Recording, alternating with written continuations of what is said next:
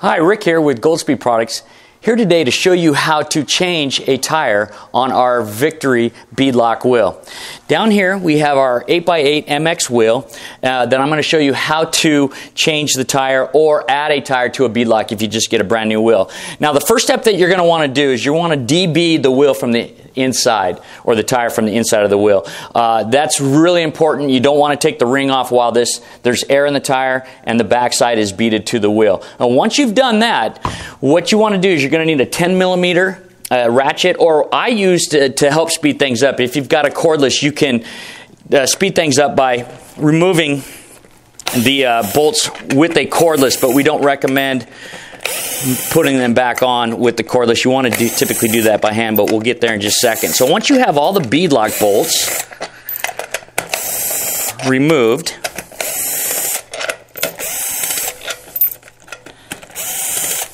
from the wheel,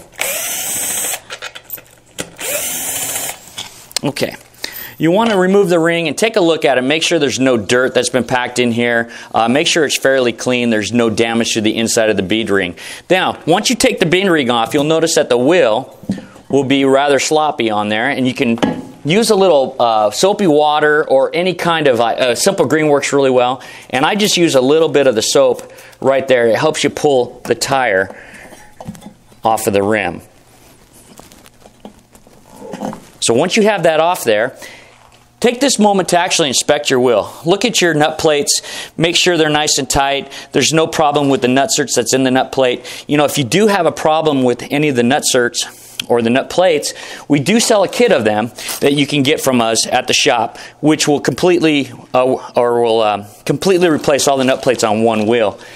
Sometimes, depending on how old your wheel is, this is kind of a nice little feature to have. But once you've done that, again, take a look at the wheel, make sure the nut plates are good, and then double check, make sure there's maybe no mud that's impacted inside here, because it can add some weight to the wheel. So once you've done that and the wheel's in good shape, you take your new tire, and what I do is I put a little bit of lube on the inside half and a little bit on the outside, and then I do the bead on the tire as well.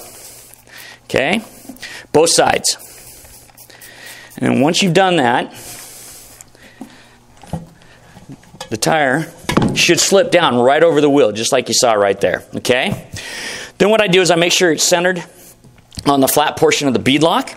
You're going to take your bead ring, line up your holes, and this is very important. When you go to mount the bolts back in there, you're going to want to start in a star pattern. That's pretty important, and I only use the impact or a cordless just to start the bead bolts. Okay, so you can see I'm going in a crisscross pattern. It's kind of like when you change the lugs on or you change a tire on your car. You always go in a star pattern. Now, once you have the initial 4 on there, I just go back and forth.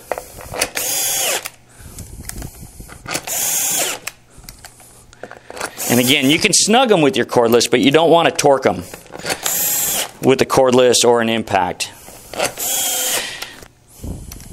We definitely want to do that by hand. Now, once we have all 12 of these back in place, then you'll want to take your ratchet, and you're going to want to snug these by hand. Okay, same thing. You're going to want to tighten down in a star pattern. I always start at the top, come to the bottom. So it's basically 12 o'clock, 6 o'clock, I'll go 3 o'clock, and then 9 o'clock. Okay, once you've done that, take a look at your bead on your tire. Make sure that it's very centered with this bead hump right here and the bead ring itself. Once everything is good there, then you're going to want to tighten everything else down. And again, you can alternate back and forth until everything is snug. And we recommend doing it by hand because each tire is a little bit different. We recommend anywhere between 60 and 90 inch-pounds when you mount a beadlock ring. And once you have these bead bolts completely snug up, my recommendation to bead the out or inside half of the rim is you take out the valve core, make sure you have a compressor, Taking out the valve core will allow you to dump air into the wheel much more rapidly, which makes it a lot easier to bead. A little more wash all the way around. And then I just take the air hose with the chuck and it goes right over the valve stem. So you're going to want to put it right over the valve stem like so, and you'll see how this works. Bang!